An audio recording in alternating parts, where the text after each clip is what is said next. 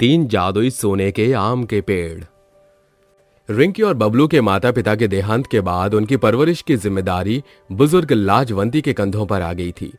जिस बुजुर्ग अवस्था में जहां उसे खुद आराम और देखभाल की जरूरत थी, उम्र के उस पड़ाव में वो पोते पोती का भरण पोषण करने के लिए काफी मेहनत करती थी। एक दिन जैसे ही वो काम करने जाने को निकलती है कि उसकी पोती रिंकी कहती है, दादी, आते वक्त मेरे लिए मिठाइयाँ लेते आना। मेरा बड़ा मन करता है जब मैं काजल को रबड़ी जलेबी खाते देखती हूँ।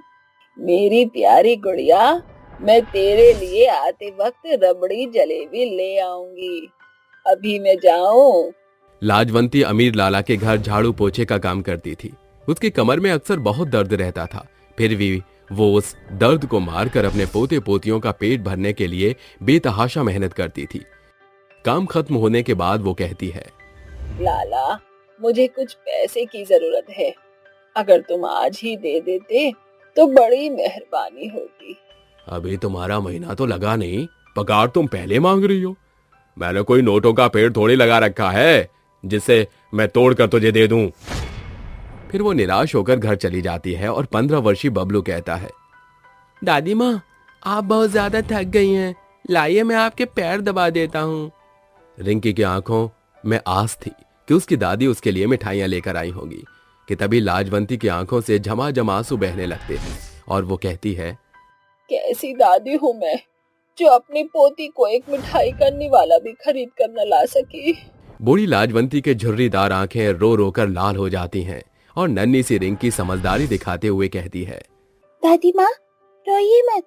मेरा मिठाई खाने का जरा भी मन नहीं अब। और वैसे भी मेरी टीचर कहती है कि ज्यादा मीठा खाने से दांत खराब हो जाते हैं। समय गुजरता है और लाजवंती को बुढ़ापे में होने वाली बीमारियां जकड़ने लगती हैं। वो बिस्तर पकड़ लेती है, जिसके बाद उनके घर में खाने के लाले पड़ जाते हैं और दोनों बच्चे घर के पीछे लगे 3 आम के पेड़ों के पास जाकर कहते हैं, भैया, दादी माँ को क्या हुआ? रिंकी, दादी को एक गंभीर बीमारी हो गई है। उनके इलाज के लिए बहुत सारे पैसे चाहिए, पर हमारे पास तो एक फूटी कौड़ी भी नहीं है। दोनों आम के पेड़ के पास बैठकर बातें ही कर रहे थे कि तभी पेड़ से एक आम उनके पास गिरता है, जिसे देखकर वो कहता है, अरे रिंकी, देख कितना मीठा रसीला लग रहा है ये आम।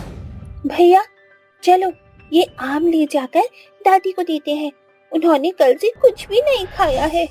आम को लेकर दोनों घर आकर कहते हैं, दादी, ये देखो, हम आपके लिए आम लेकर आए हैं। पर बच्चों, ये आम तुम्हें कहाँ मिला? हमारे घर के पीछे आम के जो पेड़ है ना, वहीं से गिरा था। लाजवंती आम को चख पाती उससे पहले ही उसके मुंह से खून की उल्टियां होने लगती हैं और दोनों बच्चे जोर जोर से रोने लगते हैं और कहते हैं, दादी, दादी, आपके मुंह से खून कैसे आ रहा है दादी? लगता है मेरे जाने की घड़ी आ गई है। बबलू बेटा, मुझसे वादा कर कि तू अपनी छोटी बहन का ख्याल रखेगा। दोनों भाई बहन दौड़ते हुए उसी आमों के पेड़ के पास बैठकर रोने लगते हैं और वो कहते हैं, माँ और पिताजी तो पहले ही हमें छोड़कर चले गए। दादी माँ के सिवा हमारे दुनिया में है ही कौन? भगवान जी, हमारी मदद करो, हमारी दादी को बचा लो। दोनों की रोने की आवाज सुनकर तीनों आम के पेड़ जादुई सोने के आम के पेड़ में बदल जाते हैं और कहते हैं, तुम दोनों रो क्यों रहे हो? क्या हुआ? आवाज सुनकर दोनों चारों तरफ देखने लगते हैं और रिंकी डर कर कहती है, लगता है यहाँ कोई भूत है जो हमें पुकार रहा है। रिंकी, ये आवाज इस आम के पेड़ से आ रही है। दोनों की नजर तीनों जादुई आम के पेड़ों पर पड़ती है, जो पूरी तरह से सोने के होते हैं। तभी बबलू चौंकते हुए कहता है, ये पेड़ तो जादुई आम का पेड़ है। उस पेड़ पर उगने वाले सारे आम तो सोने के हैं। हमें इस जगह पर तुम्हारी दादी ने लगाया था और हम तुम्हारे साथ ही पलकर बड़े हुए हैं। हम तीनों सोने के पेड़ हैं। तीनों पर ही जादुई आम के गुच्छे लगते हैं। जादुई सोने के आम के पेड़ के पूछने पर वो दोनों अपनी परेशानी बताते हैं और फिर तीनों पेड़ों से 3 तरह के आम गिरते हैं और पेड़ कहता है, इन तीनों आमों की अलग अलग खासियत है। इसमें से एक आम एकदम साधारण रसीला मीठा है। तो एक आम सोने का आम है और ये तीसरा आम सोने के सिक्के देता है। फिर वो खुश होकर आमों को उठाकर घर आ जाते हैं और कहते हैं, दादी अब हम आपको हमसे दूर कभी नहीं जाने देंगे। हम इन सोने के आमों को बेचकर आपका इलाज करवाएंगे। बबलू सोने के आम को बेचकर पैसा जमा कर लेता है और पैसे कम पड़ने पर वो फिर से उस आम के पेड़ के पास जाकर कहता है, मदद करो, मुझे तुमसे और सोने के आम चाहिए ताकि मैं अपनी दादी का इलाज करवाकर उन्हें मौत के मुंह से बचा सकूं। ठीक है बबलू, हम तुम्हें खूब सारा सोना देंगे।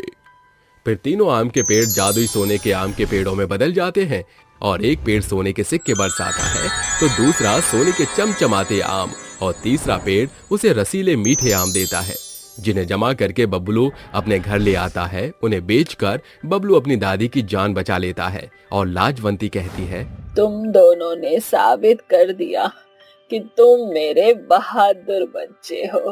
दादी मैं आपके लिए रसीले आम काटती हूँ। तीसरे आम के पेड़ से मिले रसीले मीठे आम को काटकर तीनों मजे से खाते हैं।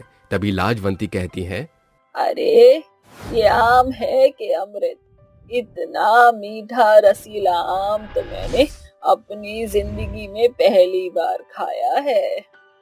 ये तो रबड़ी जलेबी से भी ज्यादा मीठा है। तीनों खा पी कर सो जाते हैं और अगले दिन लाला उसके घर का दरवाजा बौखलाकर जोरों से पीटते हुए कहता है, अरे ओ लाजवंती, कहाँ है तू? आवाज सुनकर लाजवंती बाहर आकर कहती है, कहो लाला, क्यों चिल्ला रहे हो? ना तो तुम काम पर आ रही हो और ना ही मेरे पैसे दे रही हो। हमारी दादी और आपके यहाँ काम पर कभी नहीं आएंगी। कभी नहीं आएंगी? तो फिर लाओ मेरे पैसे। लाला को अपनी पाई पाई वसूलना अच्छे से आता है। हमें थोड़ी मोहलत दीजिए लाला। 24 घंटे के अंदर कहीं से भी मेरे पैसे ला कर दो। अगली सुबह तड़के उठकर बबलू जादुई पेड़ के पास जाकर कहता है, जादुई आम के पेड़ अपना विशाल रूप प्रकट कर और मेरी मदद कर। उसके कहते ही तीनों साधारण पेड़ जादुई आम के सोने के पेड़ों में बदल जाते हैं। फिर सोने के आम, रसीले आम और सिक्के वो बरसाने लगते हैं। फिर जादुई पेड़ कहता है, बबलू इन सुनहरे आमों और सिक्कों को बेचकर अपनी जरूरत पूरी कर लो। शुक्रिया, तुमने मेरी एक बार और मदद की। मैं तुम्हारा एहसानमंद हूँ, पर इसके बाद मुझे तुम्हारी मदद की जरूरत नहीं पड़ेगी क्योंकि मैं इन रसीले आमों को बेचने का व्यापार शुरू करूंगा। बबलू जादुई सोने के आम के पेड़ों से मिले सोने के आमों और सिक्कों को बेचकर लाला का कर्जा चुकाता है और फिर कहता है, अब मैं और उन जादुई आम के पेड़ों की खाल नहीं उधेड़ूंगा, बल्कि उनके दिए इस जादुई रसीले आमों को बेचकर मेहनत करके कमाऊंगा। बबलू अपनी मेहनत और भरोसा करके रसीले आमों को बेचने लगता है और कम उम्र में ही एक बड़ी तरक्की हासिल कर लेता है और जरूरतमंद लोगों की मदद भी करने लगता है।